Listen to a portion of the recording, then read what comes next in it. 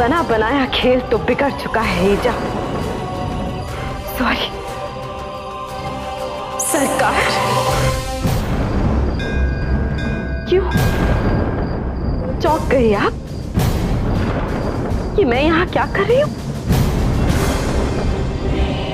वैसे तो झूठो फरेब के खेल में आप माहिर,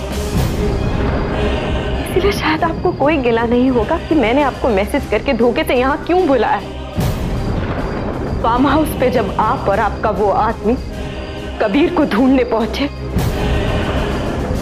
तो गलती से वो बेवकूफ आदमी अपना मोबाइल वहां भूल गया। उसी का सिम मैंने यूज कर लिया। ईजा मैं सॉरी सरकार।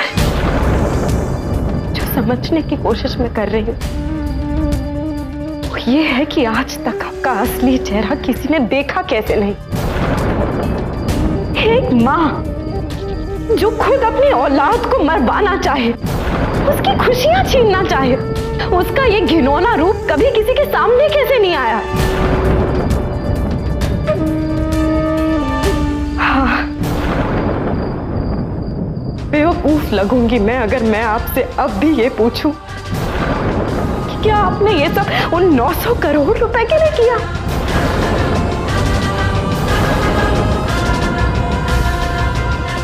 लेकिन फिर भी मैं आपके मुंह से वो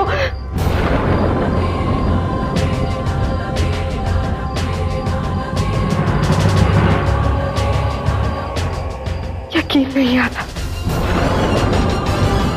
सच जानने के बावजूद भी मैं आपको आप कहकर बुला रही हूं।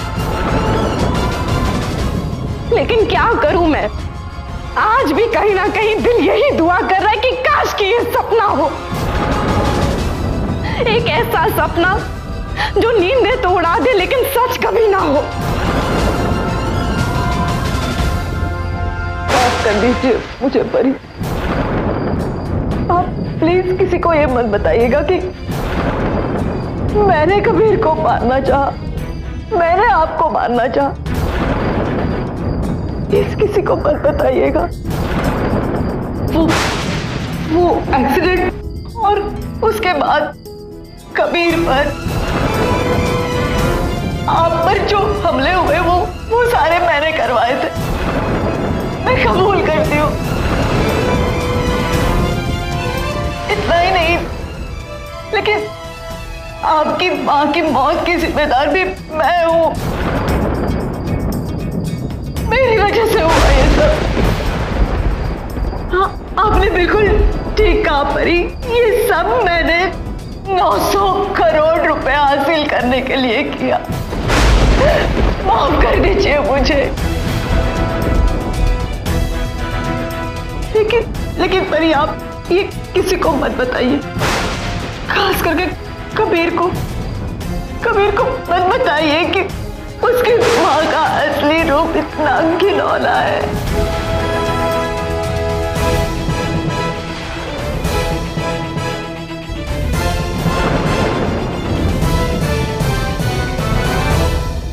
क्योंकि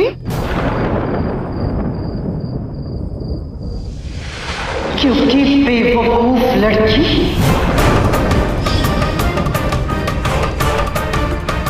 सब पागल समझेंगे तुझे, हंसेंगे तुझ पर।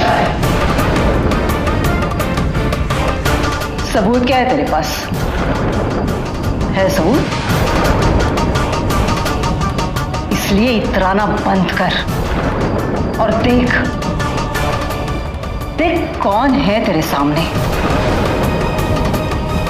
देख किसे चुनौती दे रही है तू।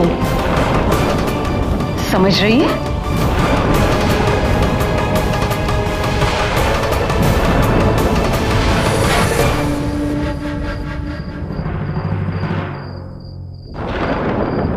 कबीर को 900 करोड़ रुपए देकर उसका डेथ वारंट साइन किया है।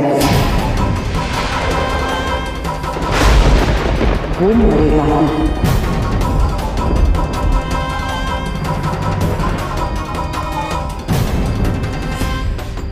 और तू कुछ नहीं कर पाएगा। सिर्फ तमाशा देखते रहे, सिर्फ तमाशा।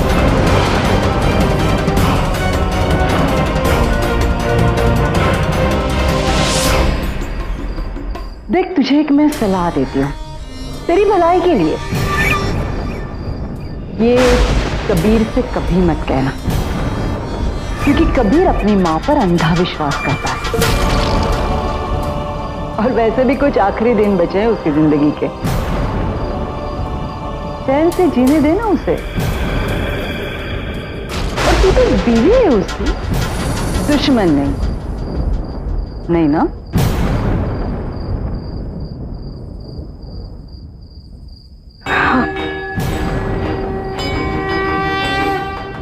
आपने बिल्कुल सही कहा, मैं उसकी दुश्मन नहीं, सुहाग है वो मेरी। इसलिए हर रोज माता रानी के सामने उसकी लंबी उम्र की दुआ करती हूँ, उसकी रक्षा करने का, उसे हर खतरे से बचाने का वचन लिया है मैंने। उसकी आंख में बंधी हुई ये पट्टी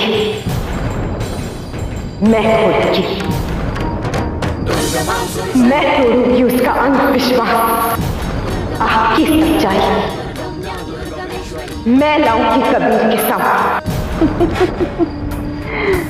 बेटा, तू क्यों पढ़ रही है इसमें? कबीर को जानती है ना तू?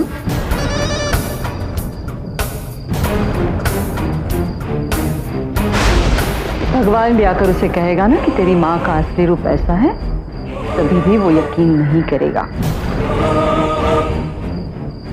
और रही बात तेरी चुनौती की, तो सुन, इससे पहले कि मेरी असलियत कबीर के सामने आए, वो तुझे धक्के मारकर, बेइज्जत करके घर से बाहर निकालेगा।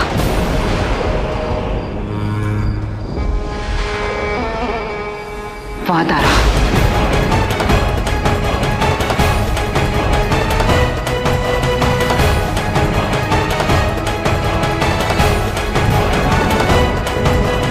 समझ गई यार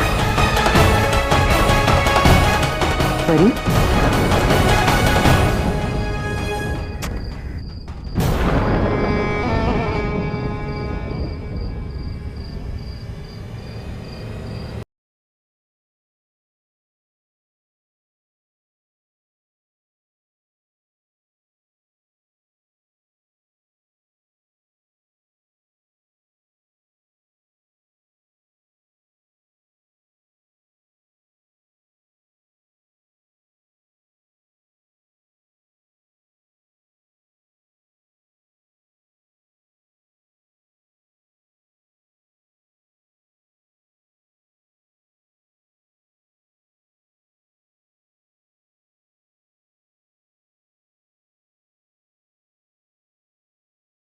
अंजाम चाहे जो भी हो, मुझे कबीर को ये सच आज अभी बताना होगा।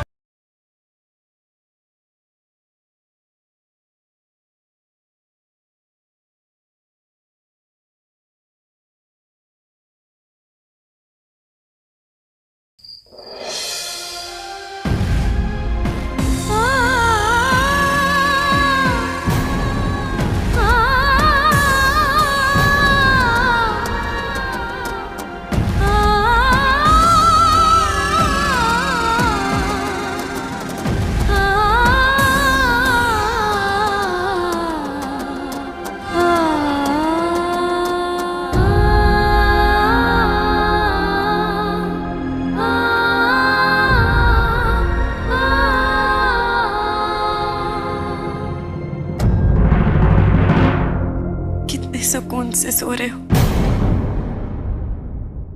लेकिन पता नहीं जब तुम्हें ईजा की असलियत पता चलेगी तो उसके बाद कभी चैन से सो पाओगे भी या नहीं। जानती हूँ कि तुम टूट जाओगे, और ये भी जानती हूँ कि असलियत पता चलने के बाद शायद तुम्हारा दुनिया के हर रिश्ते से विश्वास उठ जाए। लेकिन ये कड़वा सच जानने में ही तुम्हारी भलाई है। तुम्हारी जिंदगी बचाने के लिए मुझे ये दुख तुम्हें देना ही होगा कबीर।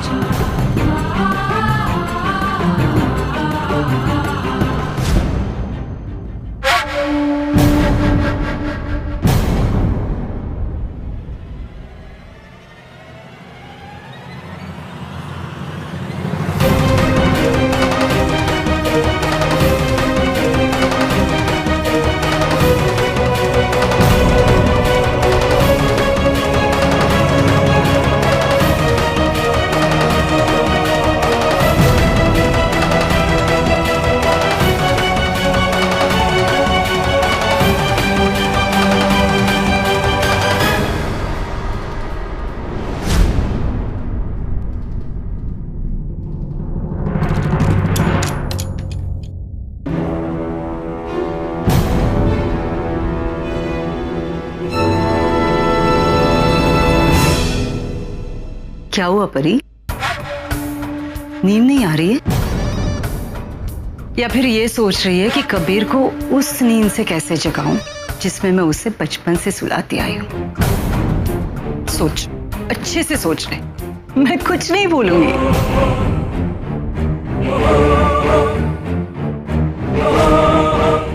लेकिन एक बात याद रखना, तू जिस घर में रह रही है ना, वो मेरा घर है और मेरे घर में बिना मेरी मर्जी के कोई सांस भी नहीं ले सकता।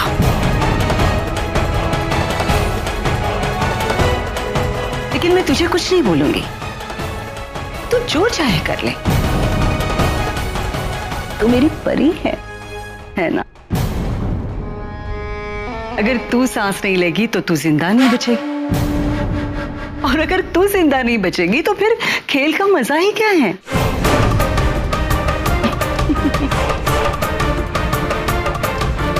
हाँ परी, ये हो सकता है कि तू अपने पति को जगा सकती है, लेकिन मेरे बेटे को कैसे जगाएगी?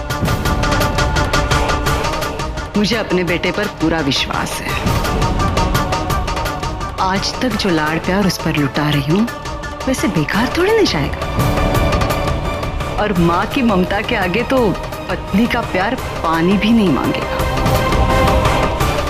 हाँ, मैं तो सिर्फ बोल रही हूं, लेकिन मुझे पूरा यकीन है कि मेरा बेटा ये साबित कर देगा। क्योंकि आज तक जो संस्कार मैंने उसे दिए हैं, जो उसूल सिखाए हैं, वो कबीर भूल थोड़ी नहीं जाएगा। लेकिन परी, तू ये मत सोच कि ये सब बोल के मैं तुझे डरा रही हूं। नहीं, बिल्कुल नहीं। तू जो मन में आए कर ले। मैं तो सिर्फ तुझे आशीर्वाद देने आई हूं। यशस्वी भव।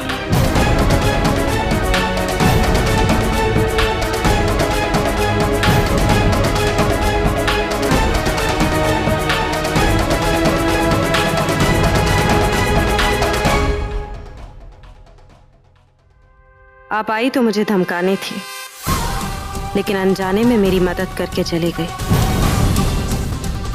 अगर मैंने कबीर को अभी सारी बात बता दी तो वो कभी मुझ पर विश्वास नहीं करेंगे।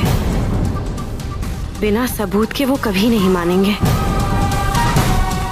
मुझे पहले ईजा के खिलाफ सबूत ढूंढने होंगे।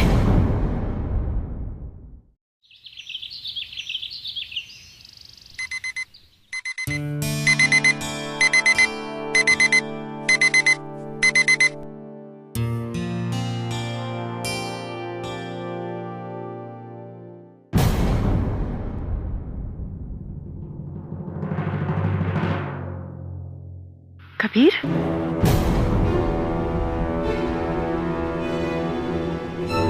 सुबह सुबह ये कहाँ चले गए?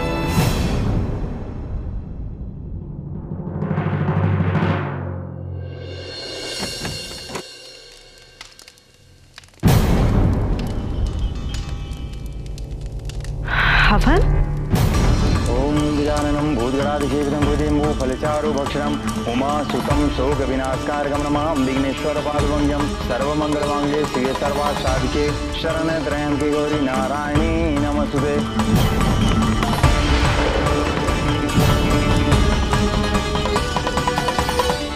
आइए परी, आप ही का इंतजार कर रहे थे हम। देखिए, घर में सुख शांति के लिए शांति हवन करवा रहे हैं,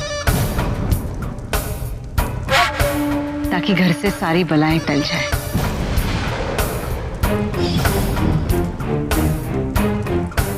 आइए।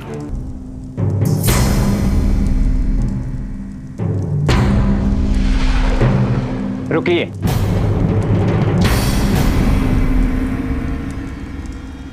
आप कबीर के साथ नहीं बैठ सकते।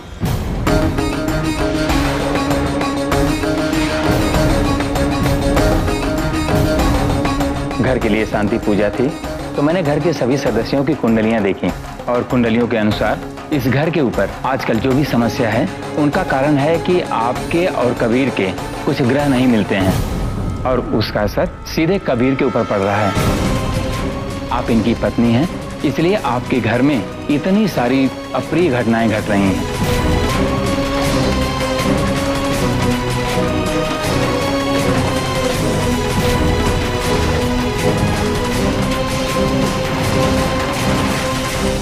पंडित जी, अगर समस्या है तो समाधान तो होगा ही। आप कुछ उपाय बता दीजिए ताकि मेरे बच्चों के सर से बला टल जाए। एक उपाय है, कबीर और आदिति को 7 दिनों तक एक दूसरे से अलग रहना होगा।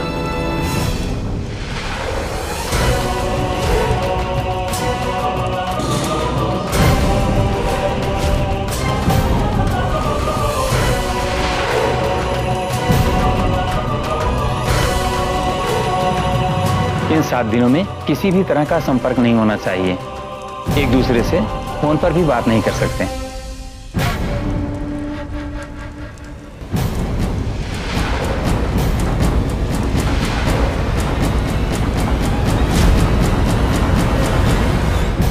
कबीर, आप दोनों की मुझे बहुत चिंता हो रही है। देखिए, जैसा पंडित जी कह रहे हैं वैसा कर दीजिए। बस 7 दिनों की तो बात है, लेकिन अगर आपका दिल मेरी चिंताएं समझ सकता है तो ही आप ऐसा कीजिए। ईजा, आपको तो पता है मैं इन अंधविश्वासों को नहीं मानता, और फिर मेरे और अदिति के ना बात करने से मुसीबतें कैसे टल जाएंगी? अलग अलग रहने से किस बात का फायदा पहुंचेगा? मैं ऐसी दकियानुसी बातों पर विश्वास नहीं करता। लेकिन मुझे पता है ईजा कि आप इस पर विश्वास करती हैं, और अगर आप समझती हैं कि इन बातों से मुसीबतें टल जाएंगी, सबका भला हो जाएगा और घर में शांति आएगी और आप खुश हो जाएंगी, तो मुझे ऐसा करने में कोई एतराज नहीं।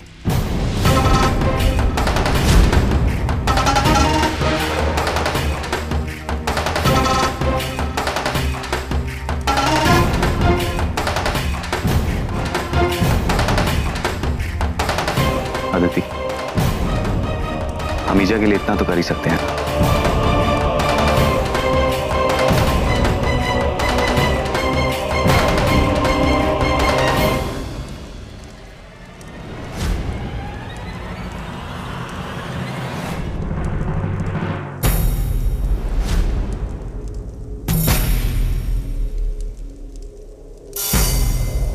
मैं आपकी कसम खाता हूं ईजा,